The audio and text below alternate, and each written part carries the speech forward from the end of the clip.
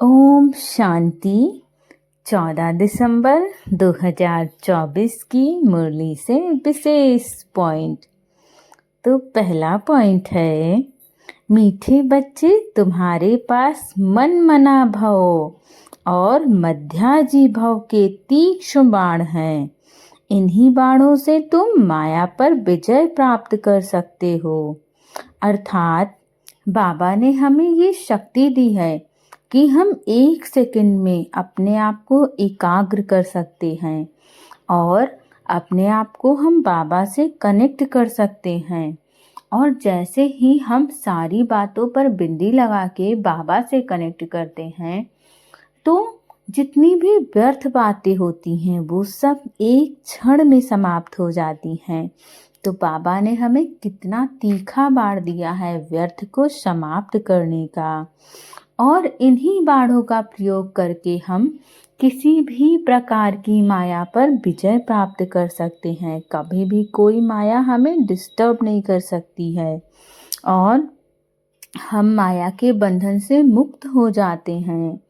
अगला पॉइंट है, बाप का प्रिय बनने के लिए रहम दिल बन सर्विस तत्पर रहना है। सपूत आज्ञाकारी बन सच्चा योगी व ज्ञानी बनना है। अर्थात अगर हम चाहते हैं कि हम बाबा के प्रिय बच्चे बने और बाबा हमारी हर एक बात को माने, तो हमें प्रत्येक आत्मा के लिए रहम दिल रहना पड़ेगा। हमें हर एक आत्मा के लिए प्रेम भावना रखनी पड़ेगी। हर आत्मा को हमें माफ़ करना चाहिए और हमें अपनी इसी सर्विस में आगे से आगे बढ़ते जाना है, क्योंकि बाबा हमें देवी देवता बनाने आए हैं।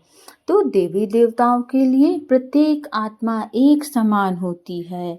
वहाँ जो भगवान हैं, देवी देवता हैं, वो किसी भी आत्मा से ईर्ष्या द्वेष नहीं रखते हैं। हमें भी ऐसा ही बच्चा बनना है, तभी हम बाबा के प्रिय बच्चे बनेंगे। सपूत आज्ञाकारी बनना है। हमें बाबा के जितने भी बताए हुए मार्ग हैं उन पर चलना है, बाबा की आज्ञा का पालन करना है। और जो भी बातें हैं, अगर मान लीजिए हमसे कोई गलती हो जाती है, तो हमें सच सच वो बाबा को बताना है और बाबा से बता करके उस बात को वहीं समाप्त कर देना है। बाबा से बताने का तात्पर्य अर्थात हमने उस बात को बाबा को दे दिया है, अब उस बात पर कोई भी व्यर्थ संकल्प नहीं चलना है। और हमें बाबा को याद करके ज्ञानी और योगी आत्मा बनना है, ताकि हम बाबा के प्रिय बच्चे बन सकें।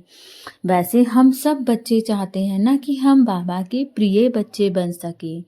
तो बाबा ने आज हमें अपना प्रिय बच्चा बनाने का राज भी बता दिया है। अगला पॉइंट है, अमृत वेले उठ बाप से मीठी मीठी बातें करनी है। बाप का शुक्रिया मानना है, बाप की मदद का अनुभव करने के लिए। मोस्ट बिलवेड बाप को बड़े प्यार से याद करना है। अर्थात बाबा ने आज सबसे ज़रूरी बात हमें बताई है कि हमें अमृत वेले अवश्य उठना है, बाबा को अच्छी सारी बातें बतानी है, बाबा से बहुत मीठी मीठी बातें करनी है। बाबा का हमें हर क्षण शुक्रिया करना है, हर दिन के लिए, हर चीज़ के लिए जो बाबा ने हमें दिया, उन सब का सच्चे मन से शुक्रिया। क्योंकि बाबा ने हमें क्या क्या दिया है इस बात का अंदाज़ा हम नहीं लगा सकते हैं। और दूसरी बात, कहते हैं शुक्रिया हाईएस्ट वाइब्रेशन के शब्द होते हैं। तो हम जितना जितना बाबा से शुक्रिया करेंगे, हमें उतनी उतनी और अच्छी चीज़ें मिलती जाएंगी। हम सब ब्राह्मण आत्माएं या जो सामान्य आत्माएं हैं, कम से कम अपने जीवन में खुश रहना चाहते हैं। तो जो शुक्रिया है वो हमारा माइंडसेट बदल देता है। हम जो अभी तक अपने जीवन में नेगेटिव चीज़ों को देखा करते थे, शुक्रिया करने के कारण हम अपने जीवन की पॉजिटिव चीज़ों को देखने लगते हैं और हमारा पूरा माइंडसेट बदल जाता है। जितना जितना हम बाबा का शुक्रिया करते हैं, बाबा हमें और मदद करता है। हमें हर क्षण बाबा की मदद का अनुभव होता है। और इसी तरह हमें बाबा को अमृत वेले मीठी मीठी याद के द्वारा याद करना है। अगला पॉइंट है, सदा उमंग उत्साह में रहे मन से खुशी के गीत गाने वाले अविनाशी खुश नसीब भव। अर्थात हमेशा हमें खुशी होनी चाहिए कि हमें कौन मिला है, बाबा मिला है, इस संसार का मालिक मिला है।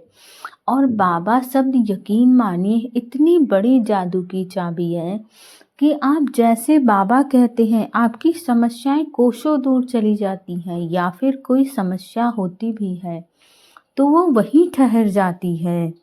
इसीलिए हमें बहुत खुशी में रहना चाहिए।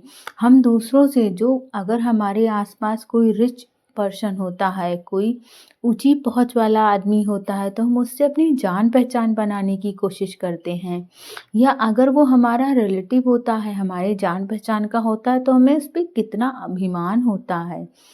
लेकिन बाबा सोचिए, बाबा तो इस संसार का मालिक है। वो तो एक क्षण में क्या से क्या कर सकता है। अगर उससे हमने अपना बाप बनाया है तो हमें कितनी खुशी होनी चाहिए।